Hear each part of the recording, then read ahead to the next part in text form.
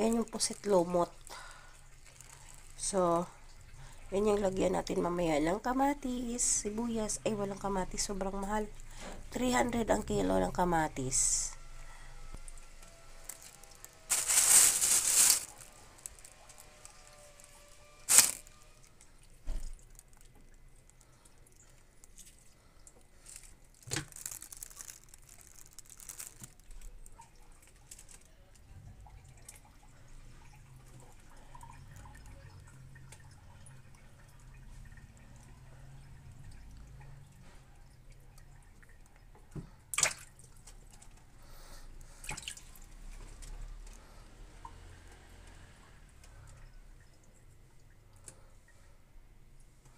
Ano kasi siya, pusit lumot, kaya medyo paglilinis, kailangan linisan talaga ng malinis.